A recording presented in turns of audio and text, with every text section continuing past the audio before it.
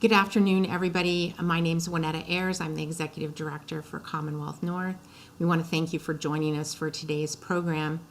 As most of you, I think, know, Commonwealth North is a nonpartisan public policy forum, and our mission is to illuminate Alaska's most critical issues through our study group process and through programs such as today's informational session. We hope to provide Alaskans with opportunities to learn about issues and engage with leaders. In doing so, we seek to grow civil discourse and the marketplace of ideas on these important topics. So it's up to you, our members, our friends, and the broader Alaska community to reach your own conclusions about these topics. Today, I'm coming to you from Anchorage, the homeland of the Dena'ina Athabaskan people, and hopefully this program and its recording will reach across Alaska, the homeland of 229 federally recognized tribes spanning the rich diversity of Alaska's First People. I also want to take a moment today to recognize that coincidentally, but also perhaps appropriately, today is Elizabeth Peratrovich Day, recognizing and honoring the civil rights leader for her courageous, unceasing efforts to eliminate discrimination and bring about equal rights in Alaska. That's according to Alaska statute, declaring Elizabeth Peratrovich Day. Through Elizabeth Peratrovich's efforts, Alaska was the first state in the nation to have an Anti-Discrimination Act in 1945, nearly 2 decades before other states in the nation followed suit. And I'll just put in a quick plug that tonight between 5 and 7, there'll be a Peratrovich Day celebration that's occurring both in person at the Alaska Native Heritage Center and online via Alaska Public Media and Facebook Live. So I encourage you to participate in that if you can. And also there's some tie-ins with Molly of Denali, so I know young children will also appreciate that opportunity. So before I bring in our guests, let me just point out a couple of housekeeping issues. Of course, we're using the webinar format today, which allows us to focus more seamlessly on our presenters. At the end of the presentation, we will have a live question and answer period. You can submit your questions through the question and answer window. And typically you're going to find that icon at the bottom of your window if you're operating on a desktop. This may vary depending on which device you're using, but hopefully you won't have any trouble finding it. So as a reminder, our guests' remarks today do not represent a position of Commonwealth North, nor do the remarks of our guests represent a position of Commonwealth North. So we appreciate everybody bringing their thoughts and ideas to the discussion and doing so in a civil manner. So normally these programs are introduced by our board president, and I can tell you today that I am not Preston Simmons. Preston sends his regrets. I know, as you can well imagine, being the president and CEO of Providence Health and Services in Alaska is a pretty challenging job, and today those challenges required Preston to be present and have his attention elsewhere. So I want to send his regrets that he can't be with us here today, and I'll try and fill in for him as best I can. So before I introduce our guests, I also want to take a moment to thank our program sponsors over the past year. We welcome and thank Alaska Communications, ConocoPhillips Alaska, Northern Bank, and the Institute of Social and Economic Research for their support and underwriting of Commonwealth North's programs and operations during this past year and continuing into 2022. We very much appreciate their support, and that's been so vital to the continuance of our programs over these past 2 years. So with that, let me turn to our program and our speakers. And initially, I'll introduce our speakers for the prepared remarks, and then we'll bring in additional guests to participate in the question and answer period. So throughout 2022, Alaskans are going to consider many important public policy matters. Our decisions on these matters will shape or reshape our state for the coming decade and perhaps longer. Today, we're going to begin with a look at issues that will likely be before voters in 2022, a series we've titled Alaskans Decide 2022. In these coming months, we'll look at a variety of topics that will shape the upcoming election cycle and likely be before voters for their consideration on the ballot. Joining us today are representatives of the Alaskans for Better Government initiative. The initiative quite simply seeks formal acknowledgement of Alaska Native tribes by the state of Alaska. Last month, they delivered more than 56,000 signatures to the Division of Elections for certification of the initiative for the upcoming ballot.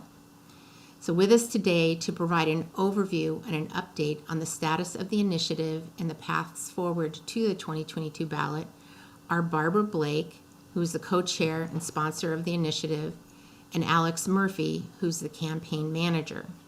Also online with us is Liz Medicine Crow and Scott Kendall, who I see there and I'll bring in a moment. And so they'll join us during the question and answer period. So with that, let me turn now, before I turn the digital floor over to Barbara and Alex, let me just say that we want to extend our thanks to Commonwealth North members who also make our programs possible. We're grateful for your support and everything that you've done to stand by the organization over the past few years and prior to that.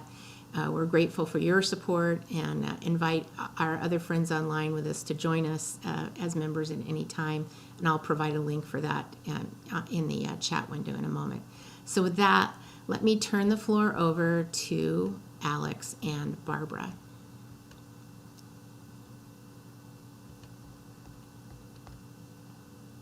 I think we've shifted things up just a little bit on you, Juanetta, and Waganai actually is going to jump in and kick us off. Okay, all right, sounds good. I'm gonna add all three of you in then. All right, Laganai. Sangait la. Good day, everyone. We're so excited to spend some time with you all this afternoon. My name is Lagunai, Liz Medicine Crow. I am Haida and Tlingit. I come from Keech. I know that you all know it as Cake, K-A-K-E on the map. Our real name is Keech, and we are the Mouth of the Dawn people. I'm here at home in my community of Keech, and I also come from Haida Gwaii, Hikdahanlai, a community you currently know as Heidelberg. And I'm so excited that we also get to be here for Elizabeth Paratovich Day. So Kunishish Waneta for starting us off in remembrance of her and the fight of so many for equal rights here in Alaska. I'm a tribal citizen of the organized village of Cake, and I'm also a state citizen, and I'm a co-sponsor of this ballot initiative in my personal capacity. And we welcome the opportunity with Commonwealth North to talk about this ballot initiative and the whole effort overall to repair and strengthen the relationship between the state of Alaska and the many tribes here who have always called Alaska home. And with that, I'll hand it over to Wáahlaal Gíidaak. Wáahlaal Gíidaak Hinudi Ke'ang, Barbara Blake Ya'atsatai Hinudi Ke'ang. My name is Wáahlaal Gíidaak. My English name is Barbara Blake. Calling in today from Zantakahini, otherwise known as Juneau, the homeland of the quen, and ranging up to the Taku, the Takaquan people. And I am originally from Hikdahanlai and Tlaloc, or Heidelberg and Tlaloc on Prince of Wales Island. My family is Haida and Tlingit on my mother's side. I am Yak Junas, or Raven from the Shark House. My father's people are Otna Athabaskan. My father's people come from Chestachina. So I am Otna and Haida and Tlingit. And as was already introduced, I'm one of the three co-chairs for this ballot initiative. Laganai, myself, and then Chatyat Ish, Richard Peterson, all serve as co-chairs for the Alaskans for Better Government ballot initiative. And we're excited to be able to talk through this, but I'll turn it over to Alex for her introduction before we kick off with the presentation portion. Thank you. And thank you to Commonwealth North for having us today. My name is Alex Murphy. I work on Dena'ina land, currently live on Wampanoag land, and am serving in a campaign manager role for this initiative, and also work with a group called Ship Creek Group, who's providing some support to the initiative. And just want to say thank you to everyone who's joined us today to learn a little bit more and be in conversation with us. I hope that we'll get a chance to answer any questions or talk through anything that you're interested in learning more about. So thank you for having us.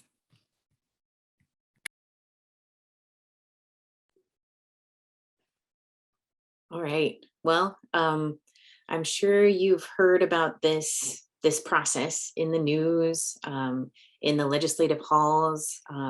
It's been circulating quite a bit around the state, and we've been doing our due diligence to make sure that folks know what's going on and have an idea. But I'm going to take you back just a little bit into the history of why we ended up in this process of a ballot initiative. We have been working towards a better relationship between our tribal governments and the state of Alaska for a very long time. And as I'm sure many can note and point to, we've kind of had this flip-flop relationship on whether or not we're going to have a good relationship or not with the state of Alaska, depending on who's in leadership. And when we get into those situations, it makes it for very difficult opportunities for us to be able to take care of the citizens of Alaska, the citizens of our tribes, and just care for every Alaskan in a really solid way. When we don't know today or tomorrow whether or not we're going to have a stable relationship and be able to move initiatives forward together. And so watching and witnessing the attempt at a more stabilized recognition in the state government and with the state legislature, and not really seeing that come to fruition anytime in the past, decided upon reflection with our Native community and having conversations with quite a few different folks that maybe a ballot measure was the appropriate route for this. Maybe we allow the citizens of Alaska to finally make this decision about whether or not we're going to have a solid relationship between the state of Alaska and our 229 sovereign governments.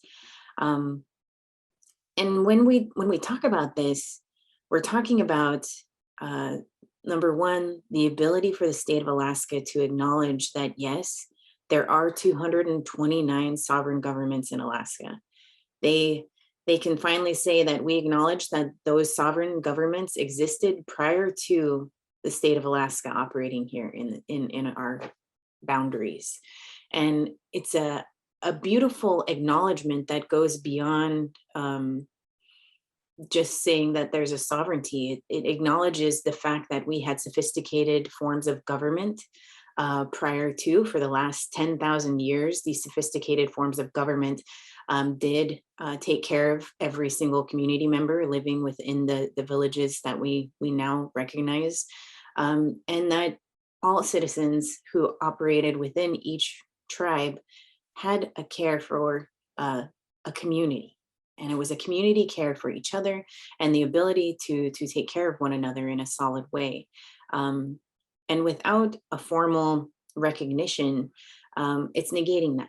And it's also telling every citizen of Alaska that we don't acknowledge, we don't recognize this sovereignty. We don't recognize that these sophisticated forms of government predated the state of Alaska. That's a big deal for many of our tribes and many of our people. And it also, I'll just say this, when we're thinking about what opportunities can and should exist between our collaborative efforts, when you're on a trajectory and you spend 4 years hard in something, we'll just take child welfare as a solid example of what this means. And you're working for 4 solid years to improve child welfare for the entire state of Alaska, and including all of our tribal citizens, including all of the citizens of Alaska. And then a new governor comes in and decides that his relationship or her relationship with tribes is not going to be the same as the prior governor, because there's no statute to point to say that yes, we do have this pre-existing relationship with one another. And then all of that 4 years of hard work just ends up in the trash can. And how do you move forward with good, solid projects where both entities are moving forward in a trajectory to care for all of Alaskans when you have an unstable relationship? We know that that's a really difficult thing to work through. I'll just give you a one solid example of also what that looks like in terms of where it may resonate with a lot of folks here. You know, we saw a lot of progress on the gas pipeline in the prior governor, and 4 years of solid moving a gas pipeline through and really doing our due diligence to make sure that we would have some form of other economic opportunity for the state of Alaska. And when you don't have that kind of stability in state government or relationships that currently exist, things die and relationships die, opportunities die, and we lose as Alaskans.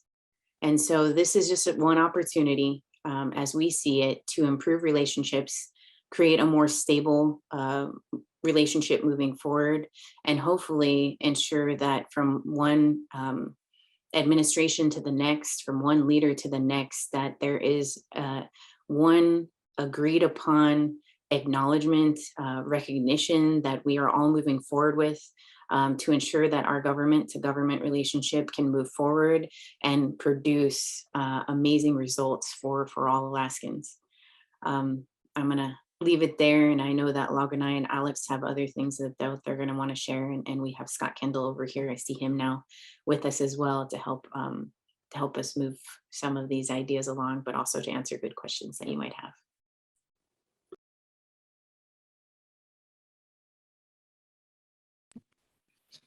Great. Well, Laguna, do you have anything that you want to add before I kind of go into a quick summary and status update of where we are now? No, we can wait until after. Okay. Great. Well, hopefully everyone is able to see my screen. So I just want to go through, oh boy. A quick summary of kind of encapsulating everything that that Barbara just said of kind of top lines of what this initiative will and won't do. So importantly, you know, this is not going to grant or alter tribal sovereignty. That's not something that's up for granting or altering. It's a birthright inherent to tribes, and it's not something that can be changed or taken away. This initiative is simply asking the state of Alaska to recognize and acknowledge that sovereignty in state statute. It won't create new legal authority or jurisdictions for tribes. It won't create any kind of authority over land management or ownership. It won't change the federal government's relationship with tribes. That is a separate relationship. This would just have the state formally acknowledge that tribes are sovereign. And so it wouldn't also create a trust relationship similar to the relationship that exists between the federal government and tribes. It would not create that similar relationship with the state. What it will do is bring Alaskans of all political stripes together in celebration of our heritage. It will empower tribes in creating solutions on issues that impact all of us. It'll end these divisive lawsuits. You know, the state of Alaska has sued tribes more than any other state in the country, and consistently loses. And in a period where Alaska is in an ongoing and perpetual budget deficit, it just doesn't make sense to continue fighting a losing fight. That's money that we could otherwise be putting towards important programs that would serve Alaskans' greatest needs, and money that we don't need to be spending. And finally, it'll create a clear and consistent framework for partnership, like Barbara said, that can transcend every administration, every state department, so that moving forward, there's no confusion about the relationship between state and tribes, and there's something in state statute that can be referenced to that end. So the initiative has been going forward. In a moment, I'll talk a little bit about the timeline, but we're really grateful to have a lot of phenomenal endorsements from organizations across the state, as well as individuals across the state. This is, the latest group that have officially endorsed the initiative. Just a quick summary of kind of how we got to where we are. Back in August, we submitted the application to the Lieutenant Governor's office after extensive input and seeking guidance from communities across the state about whether to advance this issue via the initiative process. It was decided that was the way to go while the parallel effort in the legislature was continuing to move forward. And so in October, we were approved, went through a signature gathering phase, and as Juanetta mentioned at the top of the call, we in January submitted over 56,000 signatures from Alaskans across every single House district in the state. That's about 20,000 more signatures than we were required to get to qualify for the ballot. So it's really clear to us, and we've heard resoundingly through the signature gathering phase, that there's a lot of support, there's a lot of excitement and momentum, and frankly, quite a bit of surprise that this isn't something that already exists. I think a lot of folks just generally were shocked that this was not something that had been done already. And so now we are tracking what's happening with House Bill 123 in the legislature. Some of you may know, that's the House bill sponsored by Representative Solkoski. It was passed in the House last year by a strong bipartisan group and has been moving through the Senate. It's currently sitting with Senate State Affairs in that committee, and we're kind of watching to see what happens there. There was a hearing on it last night, lots of public testimony and support. And that bill is basically, essentially our ballot initiative was modeled from the language in that bill. So it's almost identical. It serves the same purpose. And from the campaign's perspective, we are grateful if the bill passes. We're extremely supportive of the bill passing as written. And if that happens, our ballot initiative would be removed from the ballot because it would be achieved, and we'd be happy about that. So, but if that doesn't happen, we will continue with the campaign, engaging in some public opinion polling and kind of just continuing to test viability with voters, launching a full-scale paid communications plan and education plan to reach voters across the state. And then depending on when the legislature adjourns, the initiative will appear on the ballot of the first election 120 days after the legislature adjourns. So all signs point to it being on the general election ballot in November. And I think we're happy to take some questions from anybody that's got it. Just want to say thank you again to Commonwealth North for having us, and yeah, happy to talk a little bit more about what this initiative will do for Alaska.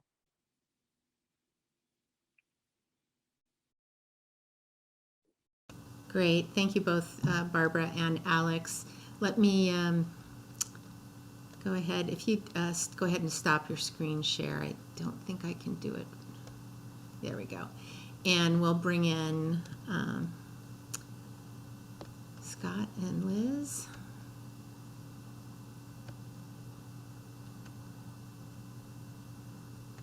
Great. So again, for our audience, you can submit your questions at any time through the Q&A panel.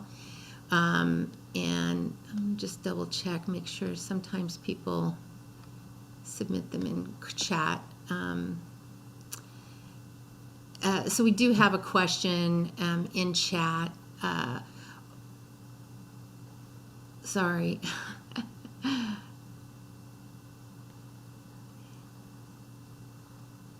So you mentioned Kathy Giesel's online with us, and she was asking, what the initiative does and doesn't do.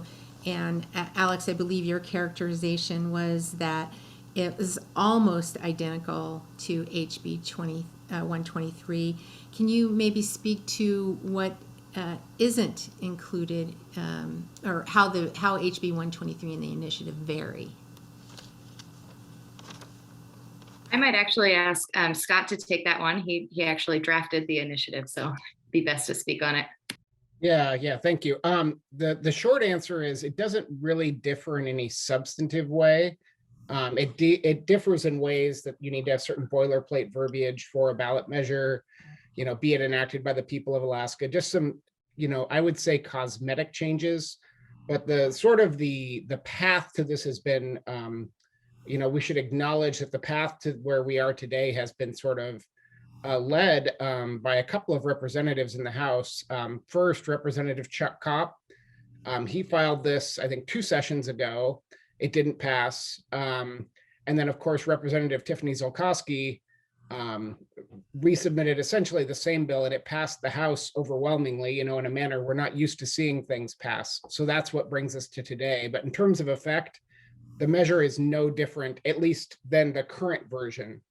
If that gets amended, that might be a different discussion, but the version that passed the House and this version are identical in effect. Great. Sally Bibb is online with us from Juneau. I'm thinking, nice to see you, Sally. Thanks for being with us today. She's asking, if the initiative is approved, what are the next steps? So can you speak to your timeline a little bit beyond the November election? What would be the next steps? And can you give some examples of what might change right away, or what kind of issues important to Alaska's tribes might be addressed more fully?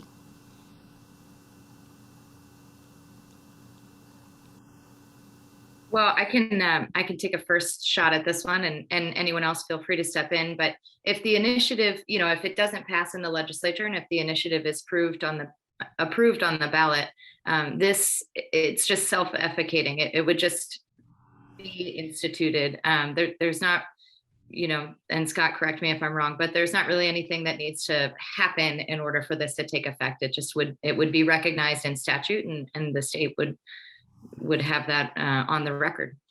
Yeah, if it passed, if approved by the voters, then under the standard way the Constitution works, 90 days after certification of that election, it is the law of the land. And then is actually protected by the Constitution for 2 years. It can't even be repealed. And I believe it will appear, if it appears on the ballot, it'll appear as ballot measure 2, because the Constitutional Convention is always ballot measure 1 on the years it appears. Great. So just to follow on with that question, do you envision that maybe state processes would be modified in some way, where there would be regulations that require some sort of tripartite or quadpartite consultation on implementation of regulations or some other state processes? Yeah, I mean, I'm happy to take that one as the lawyer and having worked in state government. In an ideal world, not a lot should change, because in an ideal world, we all agree on sovereignty as a concept, and we understand sovereignty exists whether you acknowledge it or not. It's not a light switch you turn off and on, depending on the administration. But in the past, there have been administrations who have fought in court over this, even though it's a matter of settled law. And it's sort of an extra speed bump that not only slows things down, but I think harms relationships. And so this would sort of end that part of the debate and get us right to the good part, where we're working together in consultation with tribes, tribal compacting, all those enormous opportunities that are out there. That speed bump of getting the acknowledgement is swept out of the way, and it's going to take it off the table. I also think in regards to what Scott was just sharing, and to the question, there is already an administrative order 300, that speaks to the need for consultation. And that has been on the books since the Walker administration. It's my understanding it has not been withdrawn.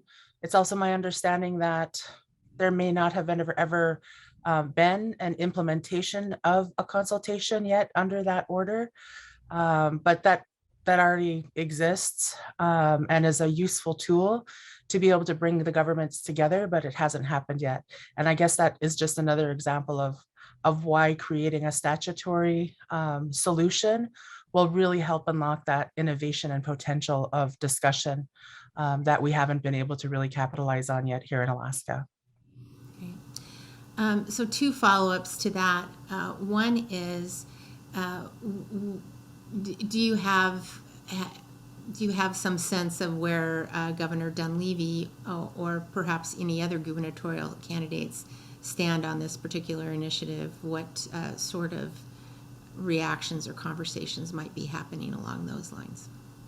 Yeah, I'll jump in on this one. So we've received endorsements by both gubernatorial candidates, Governor Bill Walker, and we have heard from Governor Dunleavy's office that yes, he will sign it if it comes across his desk. So all 3 have been in support.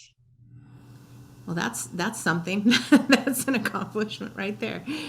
There have been several mentions of sort of the lost effort behind the Child Welfare Compact. I believe that was 2018 that was signed at AFN, and maybe someone could provide a little bit more history or background to that about why that kind of compacting effort, what kind of benefits will accrue to the state of Alaska from those kinds of efforts, compacting around specific services. I think I'll start. I just want to share a story about where this came from, and then, of course, Wáahlaal Gíidaak and Scott were also involved in the creation of the compact. This started from the fact that since essentially statehood, Alaska Native children and families are disproportionately represented in the foster care system. 60% of the kids that are in foster care in Alaska. That's normal. How sad is that that's our normal? 60%. And so the compact came about because there is federal legislation, the Indian Child Welfare Act, that requires tribal involvement in these types of matters. And so the state, OCS, has the responsibility of really working with tribes around issues impacting tribal children. And for, I want to say maybe about 30 years, there's been a tribal state collaborative team of the people who work in the tribal governments and the people who work in OCS, trying to effectuate the intention and the requirements of the Indian Child Welfare Act. For 30 years, they've been meeting to try to do that. And for literally longer than that, we've still had this disproportionality. We need transformation, and it's not happening. And so the impetus for that compact was really to try to create a way for these governments to come in together and sit down and try to resolve and solution make ways to make it much more effective and efficient. Now that's the benefit of compacting. And in order to have compacting, though, you need to have a respectful government to government relationship that is durable, that lasts and lasts through administrative shifts and legislative shifts, but can be built upon, because these things are longstanding issues. They're not going to disappear overnight. And so you need to have something in place that will really support it. And really the Tribal Children's Welfare Compact is historic for the nation. I love that about Alaska, is that we can innovate together and create things that set a really high bar. But if we can't maintain and support that bar, then we're failing and we're losing this opportunity. Having the statutory fix will allow for things to continue, for compacting entities to come together. And a very technical part of the compact, one of its benefits I'll tell you about, because I don't work in family services and direct service to children and families. So I had to learn a lot from the experts within this field. And one of the big issues between OCS investigating, a report of harm, they would go and do their investigation, and if they say they didn't find any concrete evidence that there was any harm happening, they would remove themselves from that investigation. It would end. They would go about their business. Well, the tribal community who's there has an infrastructure ready and able to connect with those families who may be in a situation where they need additional support, so that reports of harm no longer actually are generated, because the family is getting support and having their needs met that don't cause crisis or trauma. Well, because there's no government-to-government relationship between the tribes and the state, there was no way for OCS to share that data with the tribes because of confidentiality issues. So in a place where there could be a lot of prevention and support with families, they were blind to that information. But in a situation with another Alaska child who maybe has an issue happening with them, with one of their parents, right? If there's a separation or something occurred and they happen to be in another state, I'll just say a random one, Wisconsin, then the state of Alaska and the state of Wisconsin can actually share that information. And that's all we're asking for, is the ability to be able to have those kind of conversations and those sharings in specific. Like, this is a really specific example, and we've had a lot of people ask for, give me something really specific. So there's a really specific example of how this type of conversation and this kind of government to government relationship can actually really be helpful, especially where it matters the most, and that's with our kids. And I don't know if one of our other folks here want to jump in and talk to the question. Anyone else? No, I'll just chime in, from the state side, because I was sitting at that same table as Lagunai. Important things are hard. We were trying to reverse, some decades of muscle memory. And I think this issue of sovereignty is just kind of one more obstacle, because it's very exciting. I won't repeat what Lagunai said, but the issue of tribal compacting, imagine being able to offer culturally appropriate educational resources, child welfare resources right there in a child's home village, rather than, a state worker, well-meaning as they may be, having to parachute into a community, not knowing who's family, who's informally family in ways that wouldn't make sense, under state law, and, just get better outcomes. I think we've all seen, during the pandemic, tribal excellence in the form of our tribal healthcare system. I myself, was vaccinated very early thanks to South Central Foundation. We all saw, there may be a better way to run the railroad. So let's not present obstacles to those opportunities. That's my 2 cents, being, the guy who sat on the state side of the table during some of those discussions. Great. I'm wondering if there's any thought about the Alaska Village Land Bank that's administered by the Department of Commerce. Would the passage of the initiative perhaps create a pathway for conveyance of some of those lands to unincorporated villages? In my experience in many coastal communities, small coastal communities, access to land is a significant issue, and there is, in theory, this bank of land that's been set aside out of state allocations for the eventual incorporation of those communities. But without incorporation and tribal recognition, do you think that the land bank lands could be conveyed under some possible process? I'll take a first stab at this one just because I worked on this a little bit in Governor Walker's office. Um, it's all dependent. I don't think it hinges on tribal recognition in order for land conveyance to return back. I know that some regions, some villages, because there had been no municipal government that ever stood up, because of the size of communities. Sometimes a community has a village corporation that acts more in a social capacity or a governance capacity. Sometimes it's a tribe. Sometimes they were fortunate enough to have a municipal government, and so, but without the ability to have a land base, to levy some taxes, to operate, or even to establish a building where they could operate, without that land base, it becomes very difficult to care for a community.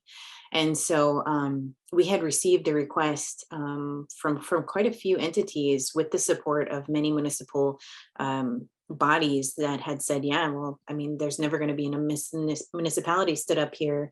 We're perfectly okay with this land being returned back to the village corporation, or the village corporation, I think in one instance, had wanted to take the land and actually give it to the tribe who was taking care of the community. And so those opportunities exist with or without tribal recognition, and can be moved forward. I think this helps a little bit in that, some of those questions, those lingering questions. Well, state of Alaska may recognize tribes in one instance, but doesn't in another. It just clarifies that across the board and gives easier pathway for these communities to take care of all the citizens that are in those places. Scott can correct some of my information there, but that's how I understand it. No, I think Barbara said it well.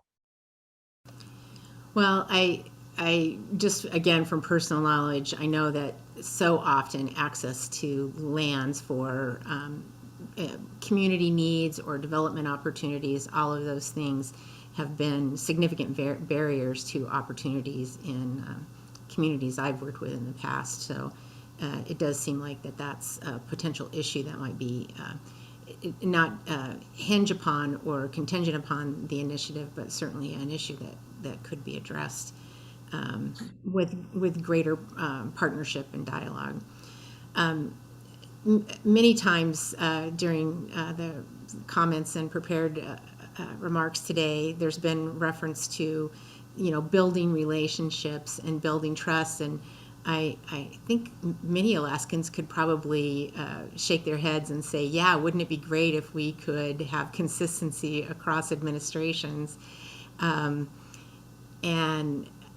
what sort of, can you characterize what sort of relationship building or conversations that you expect to happen as a result of either the passage of HB 123 or the approval of the initiative by the voters?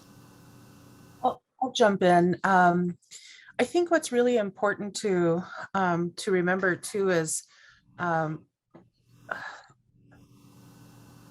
think to what you were just describing, Juanetta, tribes are not like other members of the public. They are governments. And I have an expectation as just a state citizen, when I travel to other states, that my driver's license will be respected in that state, right? So there's a technical aspect of what it means to have good cooperating relationships with other governments. And those are different than, being a stakeholder or a public citizen or a nonprofit or for-profit or any of those types of entities, right?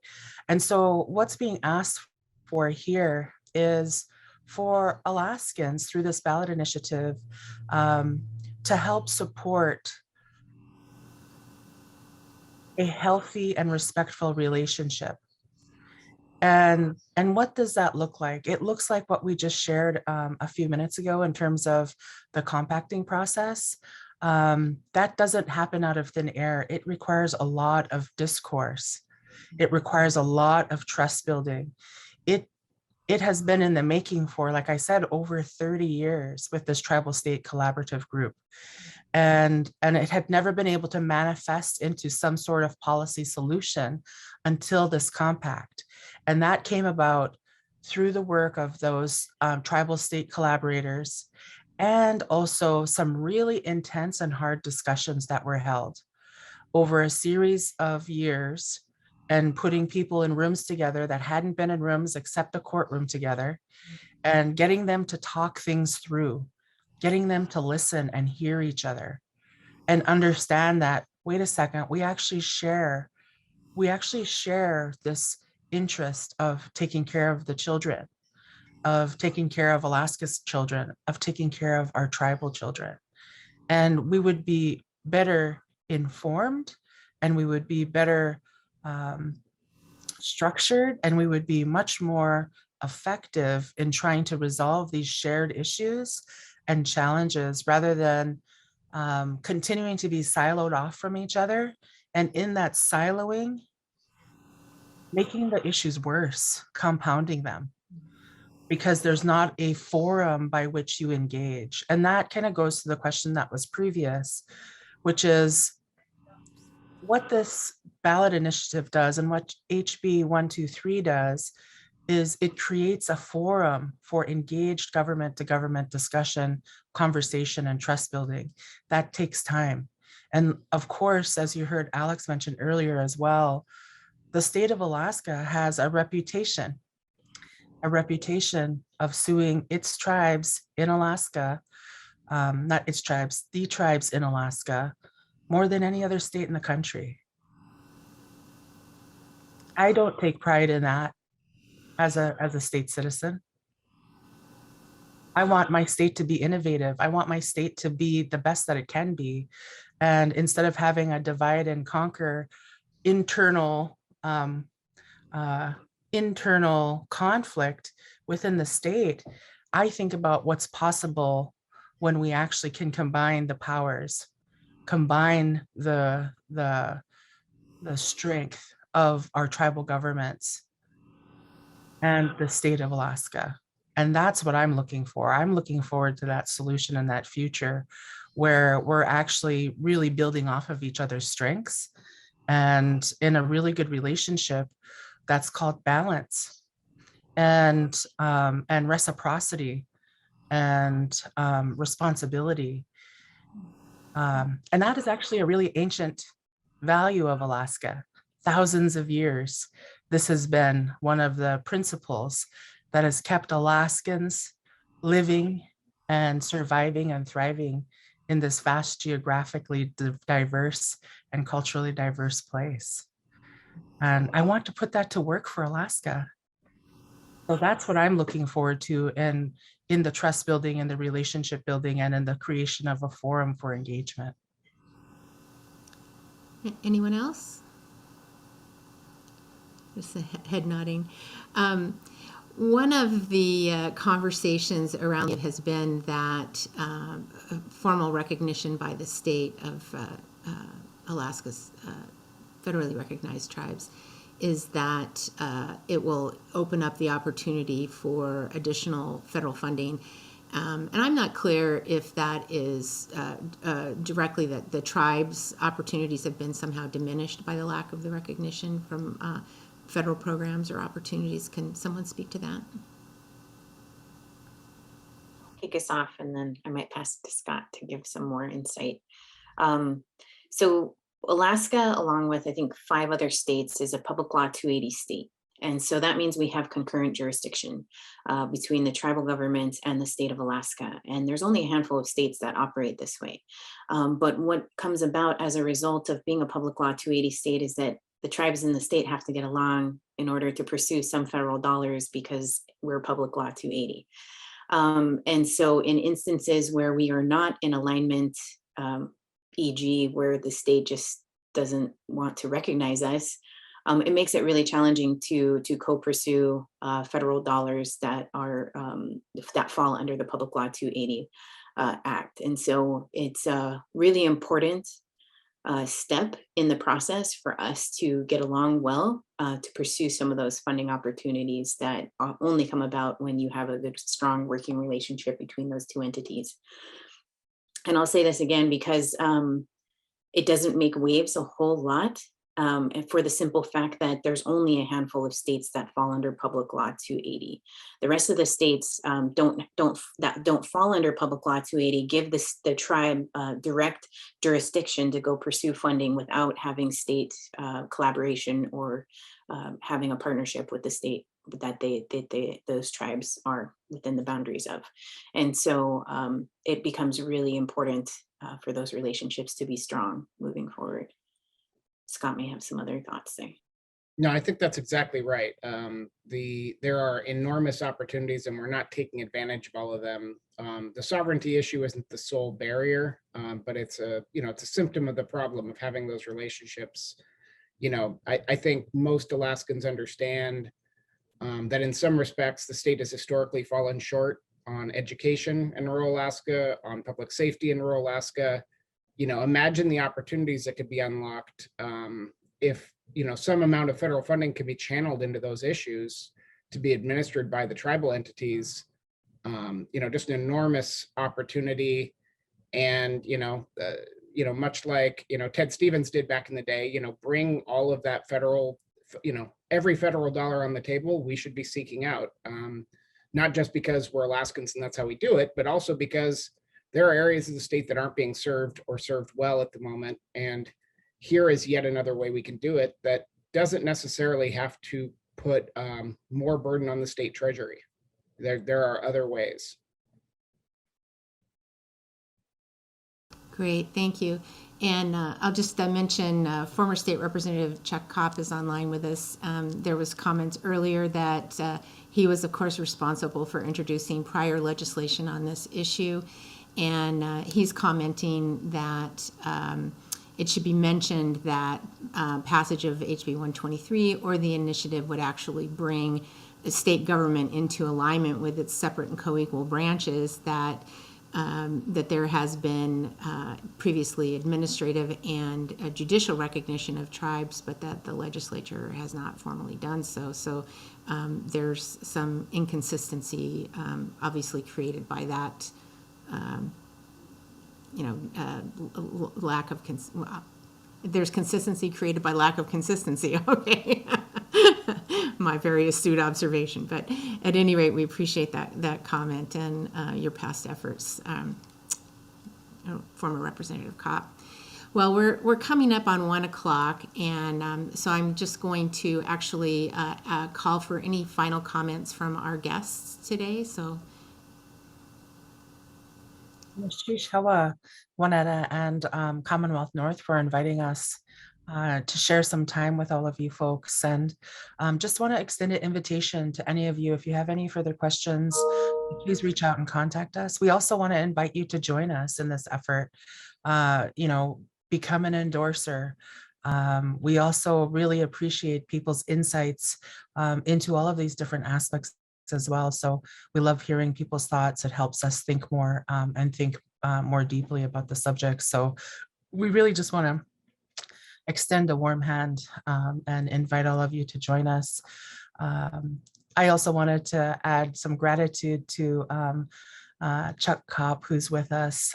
He did introduce this bill, as Scott mentioned earlier, but it takes leadership to put forward an idea where there has been a lot of contention and conflict.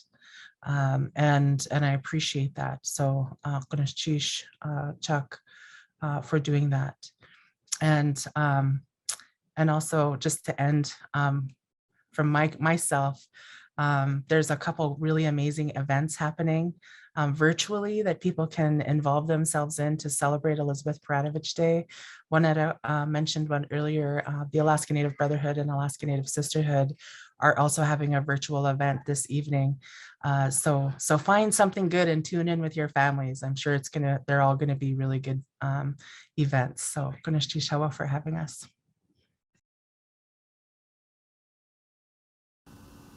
okay, all right. Thanks. We have seen some thanks expressed from folks online, and Alex has shared outreach and contact information for the initiative and email. Let me just say that in conclusion that we appreciate your participation today to all of our guests, and to those who joined us online. And I'm going to cut it short there. Usually I do a little bit of commercial, but I think everybody that's online with us probably knows all of our upcoming events that we've spammed them with. So with that, let me just say again, thank you. We appreciate the information and the opportunity to consider what Alaska tribal recognition will do for our state and for Alaska's First People. And with that, wish you all a good day, and hope you don't have to be on the roads in Anchorage or anywhere else where the weather is not quite very good. So thank you again. Thank you. Take good care.